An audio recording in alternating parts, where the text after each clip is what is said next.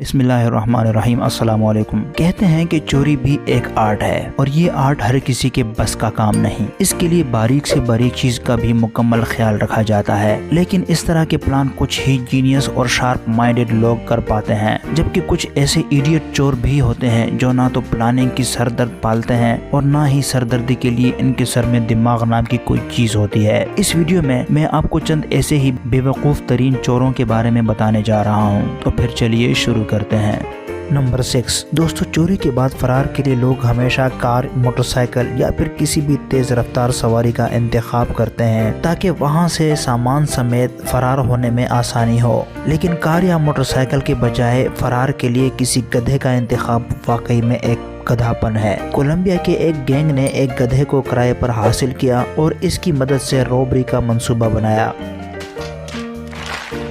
3 criminals نے ایک store سے کھانے پینے کی اشیاء اور رم کی بہت ساری بوتلوں سمیت بہت سارے پیسے بھی چوری کیے اور اس تمام سامان کو باہر موجود گدھے پر لوڈ کیا، لیکن یہاں پر مسئلہ تب ہوا جب گدھے نے ان سے کوآپریٹ کرنے سے بالکل انکار کر دیا۔ صرف اتنا ہی نہیں بلکہ اس گدھے نے زور زور سے آوازیں نکالنا بھی شروع کر دیں، جس سے وہاں پہ قریب موجود پولیس والوں نے نوٹس کیا اور گدھے پر لدے تمام مال مسروقہ کو ریکور کر کے ان انسان نما گدھوں کو گرفتار کر لیا۔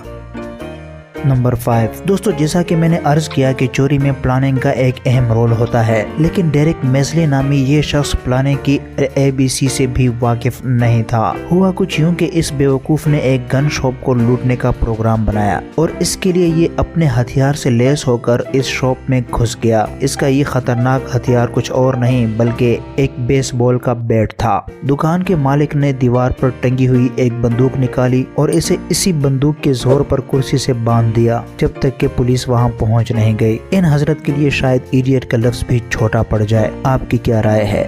نمبر 3 دوستو، کہتے ہیں کہ نیند سولی پر بھی آ جاتی ہے، لیکن مارک سمتھ کو نیند این چوری کے وقت ہی آ گئی تھی۔ یہ ہم نے پہلے کبھی نہیں سنا۔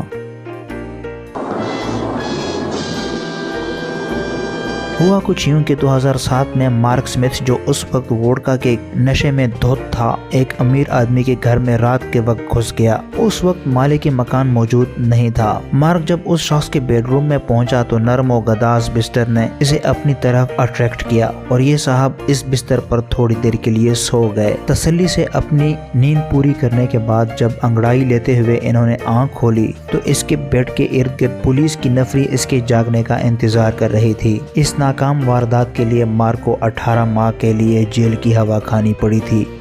نمبر 2 ویسے تو ATM سے چوری کرنا شاید ہر چور کی ہی خواہش ہو، لیکن ATM مشین کا سیفٹی سسٹم اس خواہش کے بیچ میں رکاوٹ بن جاتا ہے۔ لیکن امریکہ کے 2 جینیس چوروں نے اس خواہش کو عملی جامہ پہنانے کی کوشش کی۔ وہ اس طرح کہ انہوں نے ATM مشین کے کیش پورشن کی 4 انچ موٹی مضبوط چادر کو ایک بلو ٹارچ سے کاٹنے کی کوشش کی۔ اگرچہ چادر تو کٹ گئی، لیکن وہاں پر موجود تمام کیش نے بھی آگ پکڑ لی تھی اور دیکھتے ہی دیکھتے ہزاروں ڈالرز جل کر راکھ میں تبدیل ہو گئے تھے۔ آس پاس کے CCTV کیمرات سے ان چوروں کی نشاندہی کر کے انہیں اس احمقانہ چوری کی کوشش پر پکڑ لیا گیا تھا۔ یہ سچ میں سپر احمق تھے۔